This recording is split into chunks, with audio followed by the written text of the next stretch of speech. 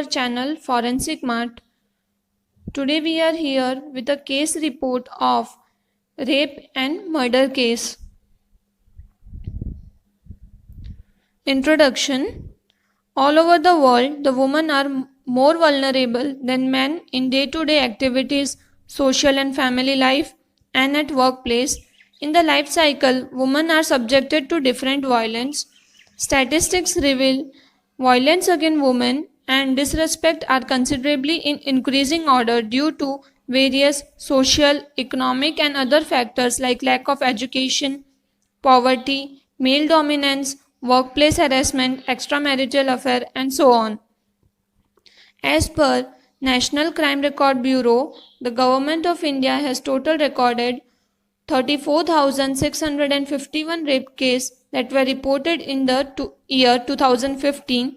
Further, crime against women in the country has increased during last 5 years from 9.4% in the year 2011 to 10.7% during the year 2015. Now, in order to investigate rape murder case, the investigative and the forensic team need to analyze the crime scene and collect other evidence on the following issues for more effective prosecution. So the first point, that is evaluation of the undisturbed crime scene. So isolation should be done of the unwanted people from the crime scene, and the crime scene should be evaluated fully with each and every details and each and everything present over there without disturbing it. Second, record accurate description of the body condition of the victim. That is, if the dead body of the victim is present over the crime scene, then the accurate description of the body should be recorded, which will further helpful in the investigation. Third point, photograph, sketch of the crime scene and victim. That is recording of the crime scene through photography and sketching, and which would be further helpful in the reconstruction of crime scene and for the data that we have collected from the crime scene. Then collection of the cell phone for analysis of the call record. So if any digital evidence is found at the crime scene, they should be collected without any damage. So further on, by call recording and message, the investigation would be easier. Then collection of the biological evidence and other incriminating clue to link involvement. The evidence of collection of the biological, that includes the blood, semen, saliva, that is the body fluid, and other evidence such as nail, hair, then teeth, or any organ is present or any bone is present at the crime scene, which will further give a link in the involvement of the accused person. Then autopsy of the victim, that is the victim's body should be sent for the postmortem examination. Then possible potential suspect associated with the crime scene. After that, the collection of the suspect's body fluid to link forensic evidence. In suspect's body fluid, it includes blood, semen and saliva sample, and other than body fluid, the extra evidence that are nail, pubic hair and the scalp hair, which would be further involved or may be helpful in the comparison with the stains or the blood that is found at the scene of crime. Examination of fingerprint on the body skin in case of manual strangulation and strangulating material. Now, if the strangulation is done over there, then we can go for the fingerprint on the victim's body, or if any strangulating material is used, then on that material we can found any fingerprint, so that examination should be done. Then search for fingerprint, footprint and shoe print at the scene of crime. Now, soil, pollen on the wearing apparel of the victim should be examined and should be collected for the further comparison. Then family background of the victim should be known. Then post analysis of criminal profile and scene of crime. Criminal profile includes used to identify a perpetrator of a violent crime by identifying the personality and the behavioral characteristics of the offender based upon the analysis of the crime committed.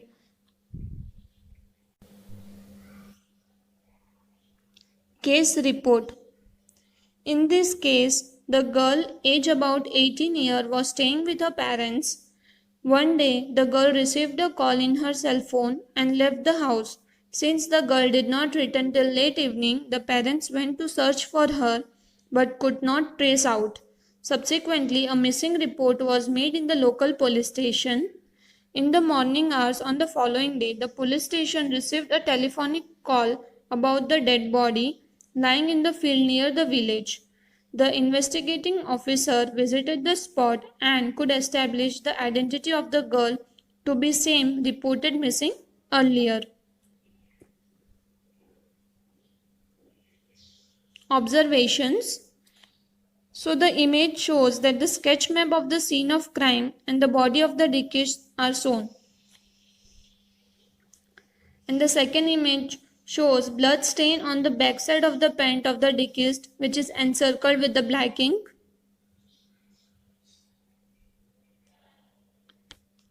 Result of forensic evidence. Seminal stains, spermatozoa of human origin, could be detected in the vaginal swab and the wearing apparels of a deceased girl. Further, mixed allelic profiles generated from the vaginal swab and wearing apparels of a girl match with those generated from the body fluid of three accused persons, linking their involvement in the case. So, vaginal swab can contain any semen stains or any spermatozoa which are present in the body of the girl, and the stains which we get from the wearing apparels are detected. Then mixed allelic profiles were generated from that swab, and after that those profiles were compared with the profile of the three accused person for linking their involvement in this case. Sweat swab analysis could not yield any successful result. The digital analysis of the call record in the cell phone of the deceased girl recovered during the process of investigation and could also help the police to track the culprit. Autopsy findings. External findings. The body of the deceased was stout, face tilted to the right side and blood stain forth was coming out from the both nostrils. Dried blood stains were found on her panty. Rigor mortis was developed, that is the stiffening of the body or the hardening of the body. The neck was extensively contused and three crescent-shaped fingernail abrasion marks on each measuring of 1 to 1.5 cm approx were present over the right side of the neck. There was a small abrasion of 1.5 to 2 cm approximately in size over the right side of the right ankle joint and another abrasion of the same size over the left side of the back just above the waist. Both abrasions were fresh and antemortem in nature.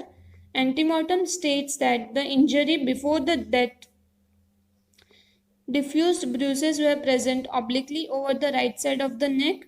Ligature mark was absent and the hymen was found torn.